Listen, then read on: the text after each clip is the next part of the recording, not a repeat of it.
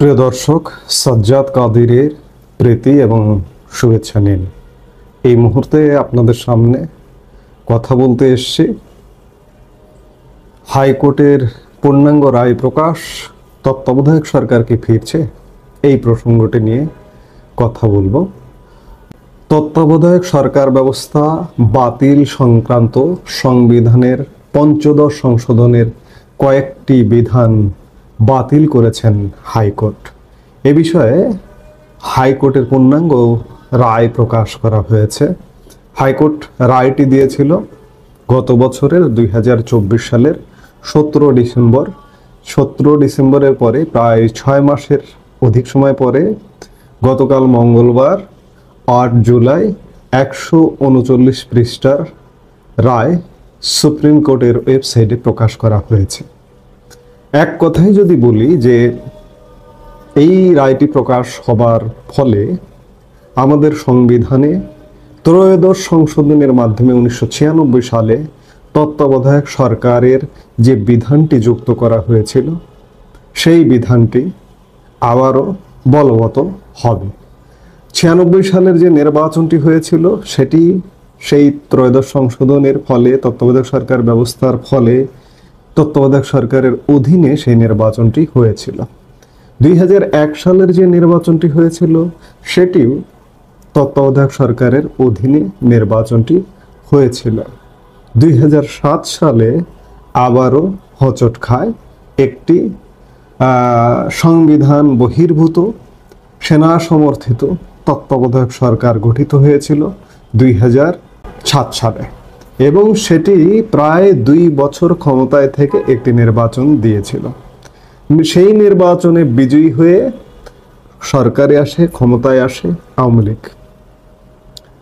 আওয়ামী লীগ এসে বিদ্যমান তত্ত্বাবধায়ক সরকারটি যেটি সংবিধানে ছিল সেটিও বাদ দিতে বাধ্য হয়। কেন বাদ দিতে বাধ্য হয় সেটির একটি প্রেক্ষাপট জানা দরকার। যে 2001-06 আমলে যে বিএনপি জামাত জোট সরকার ক্ষমতায় ছিল, সেই সরকারটি ক্ষমতায় এসেছিল লতিফুর রহমানের সংবিধান স্বীকৃত সংবিধানে থাকা যে তত্ত্বাবধায়ক সরকারটি ছিল সেই সরকারের অধীনে নির্বাচিত হয়ে। কিন্তু বিএনপি জামাত জোট সরকার ক্ষমতায় এসে সেই সরকারটিকে কলঙ্কিত করবার এমন কোনো পন্থা নেই যা করেনি। সংবিধানে আছে 3 মাসের তত্ত্বাবধায়ক সরকারের অধীনে ক্ষমতা হস্তান্তর করতে হবে, নির্বাচন হবে, নির্বাচনে নির্বাচিত যে হবে সে ক্ষমতায় আসবে। কিন্তু সংবিধানে থাকা বিষয়টিকেও বিএনপি কিভাবে বিতর্কিত করেছেন আপনারা জানেন, সেই সময় জীবিত ছিলেন, তারা জানেন। আমি জীবিত ছিলেন কথাটা বলি, একটু মজা করেই বলি, কারণ অনেকে আমরা জীবিত কিন্তু জীবিত নয়, মৃত মানুষের মতো ভূমিকা পালন করি, অন্যায়ের বিরুদ্ধে কথা বলি না। যার দরুন আমি এই কথাটা মজা করেই বলি যে সেই সময় যারা জীবিত ছিলেন তারা দেখেছেন যে সংবিধানে যে তত্ত্বাবধায়ক সরকারের বিধানটি আছে সেই বিধানে একটা বিধান আছে যে সর্বশেষ প্রধান বিচারপতি যিনি অবসর নিয়েছেন তিনি তত্ত্বাবধায়ক সরকারের প্রধান উপদেষ্টা হবেন। বিএনপি কি করেছিল 2001-06 আমলে? তাদের নিজেদের লোককে তত্ত্বাবধায়ক সরকারের প্রধান উপদেষ্টা করবার কারণে যখন সরকারের মেয়াদ শেষ হয়ে যাবে সেই সময় যাতে সর্বশেষ অবসরপ্রাপ্ত বিচারপতি একজন পাওয়া যায় তাদের নিজেদের মতো করে, সেই জন্য বিএনপি জামাত জোট সরকার বিচারকদের অবসরের বয়স বাড়িয়ে দিয়েছিল। 65 বছর ছিল, সেটিকে অযৌক্তিকভাবে বিচারপতিদের বয়স, সর্বোচ্চ আদালতের সুপ্রিম কোর্টের বিচারপতিদের চাকরির বয়স 67 করেছিল। যার দরুন সেই সময়ের প্রধান বিচারপতির বয়স বেড়ে যায়, স্বাভাবিকভাবে 65 থেকে বেশি সময় চাকরিতে নিয়োজিত থাকবার সুযোগ পায়, এবং নিয়োজিত থাকবার সুযোগের ফলে তিনি তত্ত্বাবধায়ক সরকারের প্রধান হবেন। সেই সময় বিএনপির যাকে টার্গেট ছিল তিনি হচ্ছেন KM হাসান। KM হাসান যাতে সর্বশেষ অবসরপ্রাপ্ত প্রধান বিচারপতি হিসেবে তত্ত্বাবধায়ক সরকারের দায়িত্ব নিতে পারেন এবং দায়িত্ব নিয়ে যাতে করে বিএনপিকে আবার ক্ষমতায় এনে দিতে পারেন, সেই জন্যই বিচারকদের বয়স বাড়ানো হয়েছিল। কিন্তু আপনারা দেখেছেন যে সব ষড়যন্ত্র ভেনিশ হয়ে গিয়েছিল। সেই সময় ভেনিশ হয়ে একটি অন্তর্বর্তীকালীন সরকার, সেনা সমর্থিত তত্ত্বাবধায়ক সরকার এসেছিল এবং 2 বছর বাংলাদেশ শাসন করেছিল। করে 2008 সালের 29শে ডিসেম্বর নির্বাচন দিয়ে আওয়ামী লীগের হাতে ক্ষমতা হস্তান্তর করে তারা বিদায় নেন। আওয়ামী লীগ ক্ষমতায় এসে দেখছে যে তত্ত্বাবধায়ক সরকারেরও রক্ষা নেই, তত্ত্বাবধায়ক সরকারকেও কলঙ্কিত করা যায়। সেই কলঙ্ক দূর করবার জন্য আওয়ামী লীগ 2011 সালে সংসদে এবং কোর্টের রায়েও তত্ত্বাবধায়ক সরকারের ব্যবস্থাটি, বিধানটি পঞ্চদশ সংশোধনীর মাধ্যমে বাতিল করে দিয়েছে। আর সেই বাতিল করার প্রেক্ষিতে 2014 সাল, 2018 সাল, 2024 সাল দলীয় সরকারের অধীনেই বাংলাদেশে নির্বাচন হয়। আজকে আওয়ামী লীগকে দোষ দেওয়া যায়, আসামের কাঠগড়ায় দাঁড় করানো যায় যে আওয়ামী লীগ তত্ত্বাবধায়ক সরকার ব্যবস্থা বাতিল করে দিয়েছে।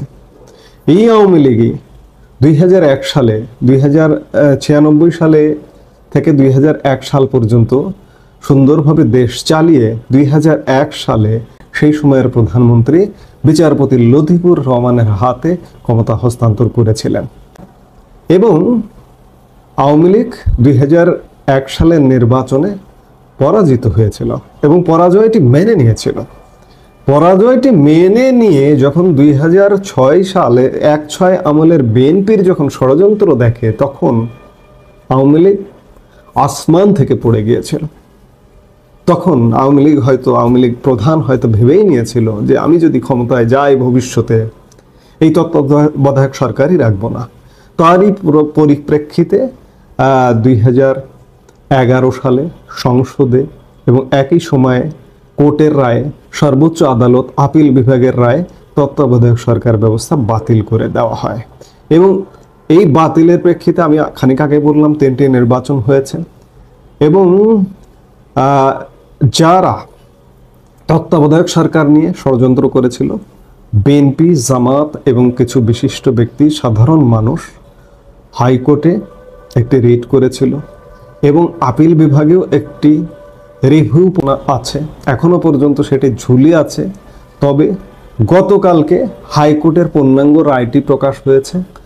পঞ্চদশ সংশোধনীর কয়েকটা ধারা বাতিল করে এর মধ্যে খুব উল্লেখযোগ্য একটি ধারা হচ্ছে তত্ত্বাবধায়ক সরকার ব্যবস্থা পুনর্বহালের ধারা। পঞ্চদশ সংশোধনীর মাধ্যমে যে তত্ত্বাবধায়ক সরকার ব্যবস্থাটি বাতিল করা হয়েছিল, সেই ব্যবস্থাটি আবারও পুনর্বহাল করবার একটি পূর্ণাঙ্গ রায় প্রকাশ হয়েছে।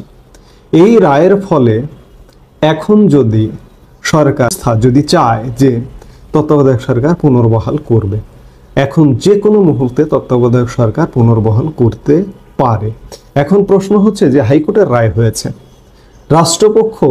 রাষ্ট্রপক্ষের এখনো পর্যন্ত কোনো সিদ্ধান্ত জানা যায়নি যে এটি আপিল বিভাগে যাবে কিনা, আপিল করবে কিনা।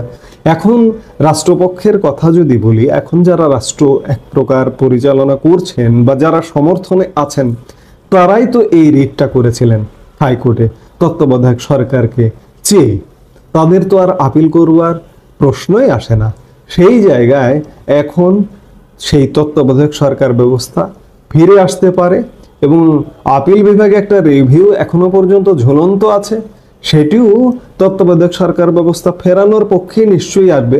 সেটি ফেরানোর আগে হাইকোর্টের এই রায়কে কেন্দ্র করে, যেহেতু রায়টা প্রকাশিত হয়েছে, চাইলে তত্ত্বাবধায়ক সরকার 3 মাসের তত্ত্বাবধায়ক সরকার আমাদের সংবিধানে ত্রয়োদশ সংশোধনের মাধ্যমে 1996 সালে যে বিধানটি রাখা হয়েছিল, সেই বিধানটির এগেইনস্টে তত্ত্বাবধায়ক সরকার ব্যবস্থা চালু করা যেতে পারে। সেই বিধানে ছিল কি, সর্বশেষ অবসরপ্রাপ্ত প্রধান বিচারপতি তত্ত্বাবধায়ক সরকারের প্রধান হবেন।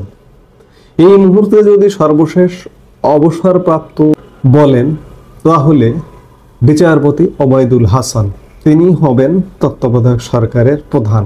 কিন্তু সত্যিকার অর্থে বর্তমান সিস্টেম, বর্তমান ব্যবস্থা, অরাজক সিস্টেম তাকে জোর জবরদস্তিমূলক পদত্যাগে বাধ্য করেছেন। তাকে বর্তমান সিস্টেম গ্রহণ করবেন কিনা সেটি একটি বড় প্রশ্ন। হাইকোর্টের রায়ে বর্তমান সরকারটিকে বৈধ সরকার বলা হয়েছে, কিন্তু এটি তো সংবিধানে নেই।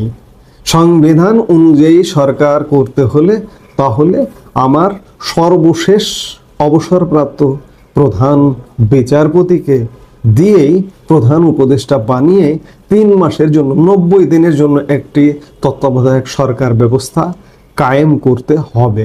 এখন দেখার বিষয়, আমরা অনেক কিছু নিয়মের মধ্যে থাকছি না, থাকতে পারছি না।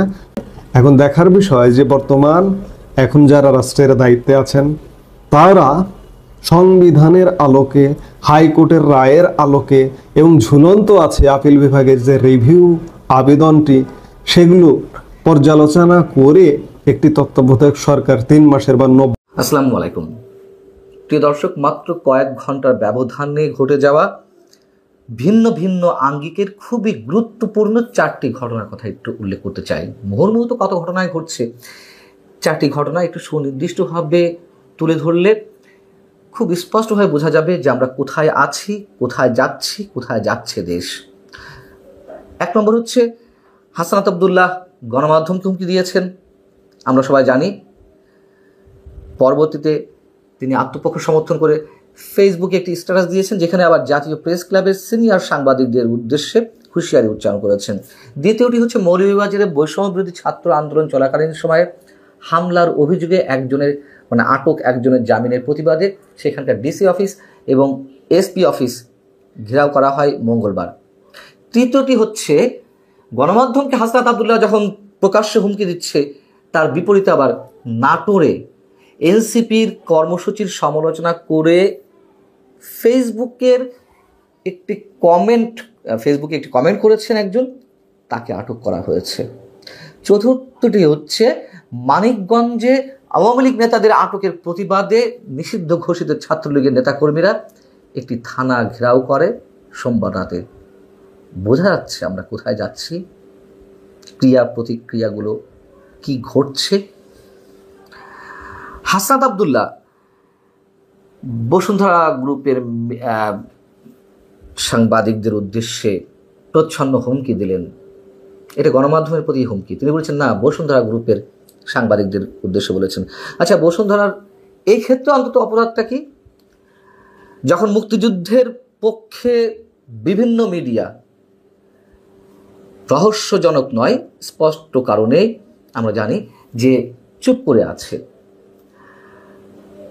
সেখানে বসুন্ধরা গ্রুপ মুক্তিযুদ্ধের পক্ষে কিছু লিখছে তাদের মিডিয়াগুলো, অথবা যারা বর্তমান সরকারের বা কিংস পার্টির সমালোচনা করে আওয়ামী লীগের গণতান্ত্রিক অধিকারের পক্ষে কিছু বলছে, এটি অনেকে সহ্য হচ্ছে না। বিশেষ করে জাতীয় নাগরিক পার্টি বা এনসিপি, তার বহিঃপ্রকাশ তো দেখলাম আমরা।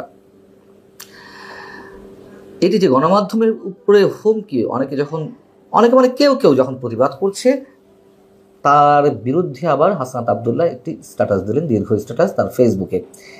সেখানে তিনি কি বলছেন, যে পতিত ফ্যাসিস্টদের সাংস্কৃতিক ও বুদ্ধিবৃত্তিক মেশিনারির চাকা সচল হতে শুরু করেছে।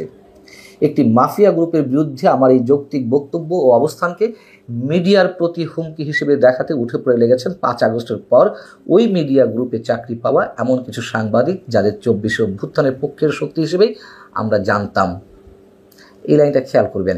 আচ্ছা, 5 আগস্টের পর মিডিয়া মাফিয়া গ্রুপটির অবৈধ টাকার কাছে আত্মা বিক্রি করে দেওয়া ওই সাংবাদিকেরা জাতীয় প্রেস ক্লাবে থাকা তাদের পদবি ব্যবহার করে বসুন্ধরার পক্ষে এমন বিবৃতি দিচ্ছেন, যেখানে আমার বক্তব্যকে বিকৃতভাবে উপস্থাপন করা হচ্ছে। আমার মনে হয় যে কোনো বিকৃতভাবে উপস্থাপন করা হয়নি। তিনি যা বলেছেন সম্ভবত অনেকেই সেটি বলছেন। এবং যে লাইনটা খেয়াল করতে বলছিলাম, 5 আগস্টের পর ওই মিডিয়া গ্রুপে চাকরি পাওয়া, নিজেই স্বীকার করছেন। আওয়ামী লীগ আমলে যেমন আওয়ামী লীগের দালাল হিসেবে চিহ্নিত অনেক সাংবাদিক বড় বড় পদবি দখল করেছিলেন, তার মানে এই আমলেও ঘটছে, ব্যতিক্রম তো কিছু নেই। আবার তাদের বক্তব্য এখন এনসিপি, জাতীয় নাগরিক পার্টি বা সরকারের স্টেক হোল্ডার যারা রয়েছে তাদের বিরুদ্ধে যাওয়াতে তাদের আর সহ্য হচ্ছে না। কি অদ্ভুত! গণমাধ্যম তো অবশ্যই সবার পক্ষে বলবে, এবং আওয়ামী লীগের সময় মিডিয়ার যে চরিত্র ছিল এখনো হাতে গোনা 2-1টি ছাড়া বাকি সব মিডিয়া একই ধরনের চরিত্র অবলম্বন করছে। বর্তমান ক্ষমতাসীনদের পক্ষে বা ক্ষমতা কেন্দ্রিক রাজনীতি যারা করছে তাদের পক্ষে কথা বলছে। এখন মুক্তিযুদ্ধের পক্ষে কিছু মানুষ যারা কথা বলছে তাদের বক্তব্যগুলো বসুন্ধরা গ্রুপে মিডিয়াগুলো তুলে ধরছে। কালের কণ্ঠ, বাংলাদেশ প্রতিদিন, বাংলা নিউজ 24 বা তাদের electronic channel news 24, Daily Sun, এটি তাদের সহ্য হচ্ছে না। কথা বলতে হবে একপাক্ষিকভাবে, আওয়ামী লীগের বিরুদ্ধে কথা বলতে হবে। আওয়ামী লীগের নেতা কর্মীদের কোনো গণতান্ত্রিক অধিকার নেই। আওয়ামী লীগের সমর্থক যে কোটি কোটি সমর্থক রয়েছে তাদের পক্ষে কিছু বলা যাবে না। আওয়ামী লীগ কি নিষিদ্ধ হয়েছে? রাজনৈতিক কার্যক্রম নিষিদ্ধ হয়েছে, এটি তো সরকারের পক্ষ থেকে বলা হয়েছে যে এটি সাংবাদিকদের ক্ষেত্রে বা যারা কথা বলছেন মুক্তমনা মানুষ তাদের ক্ষেত্রে এটি নিয়ে আলোচনা করতে কোনো সমস্যা নেই। তাহলে সমস্যা কোথায় হাসনাত আব্দুল্লাহদের? এবং এটাই কি নতুন রাজনৈতিক বন্দোবস্ত? বিরোধী মত সহ্য করা হবে না বা হয় না এমন অভিযোগ তো আওয়ামী লীগের বিরুদ্ধে ছিল, এখন তারাও সেটি সহ্য করতে পারছে না। এটি তো নতুন কিছু নয়, এটি অনেক আগে থেকেই। আর কোনো গণমাধ্যমের প্রতি যদি কোনো ধরনের অভিযোগ থেকে থাকে তার জন্য তো আইন আছে, প্রেস কাউন্সিল আছে, সেখানে না গিয়ে এভাবে মব সৃষ্টি করা কেন? এর আগেও আমরা দেখেছি যে হাসনাত আব্দুল্লাহ কি ভয়ঙ্করভাবে হুমকি দিয়েছে সাংবাদিকদের উদ্দেশ্যে যে ফ্যাসিস্টদের পক্ষে বা ফ্যাসিবাদের পক্ষে লিখলে কলম ভেঙে দেওয়া হবে। কোনটা ফ্যাসিবাদ কোনটা ফ্যাসিস্ট সেই ব্যাখ্যা, সেই মানে বক্তব্য হাসনাত আব্দুল্লাহদের কাছ থেকে শুধু নিতে হবে। তারা যা বলবে তাই শুনতে হবে, সেটাই সহি, সেটাই সর্বসর্বা। এগুলো টেকে না ভাই। প্রথম আলো ডেইলি স্টারের সামনে মব ক্রিয়েট করা হলো, জিয়াফত করা হলো, তখন সরকারের দায়িত্বশীল ব্যক্তিদের পক্ষ থেকে যখন বলা হয় যে না, এটি আওয়ামী লীগের নির্যাতনের শিকার যারা তারা প্রেশার গ্রুপ হিসেবে কাজ করছে, হাসনাত আব্দুল্লাহ তো বলবেনই, এগুলো তো থামবে না। বসুন্ধরা গ্রুপের অন্যান্য অনেক বিষয়ে অনেক ধরনের অভিযোগ আছে, থাকতে পারে, অস্বাভাবিক কিছু নয়, অস্বীকারও করছি না। কিন্তু এইগুলোর সাথে গণমাধ্যমকে মেলানো হবে, মিলিয়ে তাদের প্রতি হুমকি দেওয়া হবে, এগুলো নিশ্চয়ই অ্যাকসেপ্ট করা যায় না কোনোভাবেই। আবার মজার কথা হচ্ছে যে এই যে বসুন্ধরা গ্রুপের বিরুদ্ধে হুমকি এলো গণমাধ্যমের প্রতি এক অর্থে, সেখানে আমরা দেখলাম অন্যান্য গণমাধ্যম বা সিনিয়র জার্নালিস্টদের অনেকেই চুপচাপ। কেন চুপচাপ সেটুকু আমরা বুঝি। এদিকে নাটোরে যেটি বলছিলাম, দেশ গড়তে জুলাই পদযাত্রা, এই কর্মসূচির প্রচারণামূলক একটি পোস্ট দেওয়া হয় এনসিপির ফেসবুক পেজে। সেখানে কমেন্ট বক্সে একজন মন্তব্য করেন শারমিন খোরশেদ আলম নামে, যে একটু আগে এক জায়গা, মানে আঞ্চলিক ভাষা লিখছেন, এক জায়গায় হাসনাত মার খাইছে, এলাকাবাসীর আসুক বনপাড়া, দেখি আমরা কি করতে পারি। এই স্ট্যাটাসের মানে এই কমেন্টের পরিপ্রেক্ষিতে এনসিপি পুলিশকে ইনফর্ম করলো, পুলিশ শারমিন খোরশেদ আলমকে অ্যারেস্ট করলেন। আবার মৌলভীবাজারের স্বেচ্ছাসেবক লীগ নেতা একজনকে জামিন দেওয়া হলো, তার বিরুদ্ধে বৈষম্য বিরোধী ছাত্র আন্দোলনের ব্যানারে ডিসি অফিস ঘেরাও করা হলো,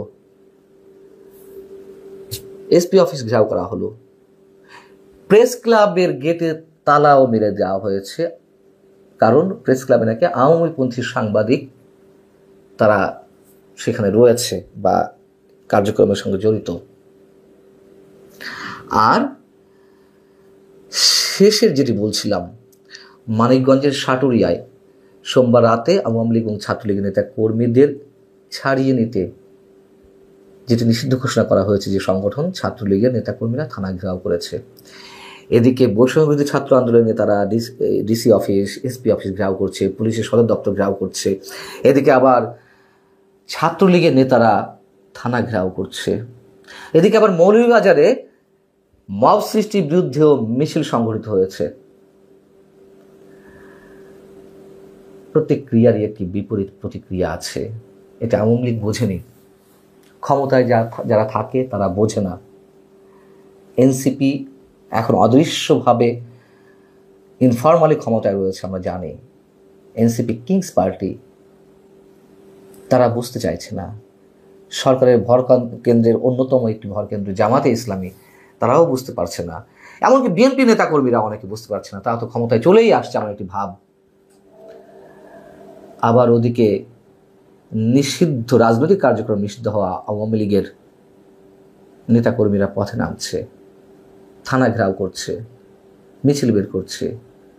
মুখোমুখি সংঘর্ষের দিকে যেতে হয়তো খুব সময় বাকি নেই, বেশি সময় বাকি নেই। ভালো থাকুন সবাই, আল্লাহ হাফেজ।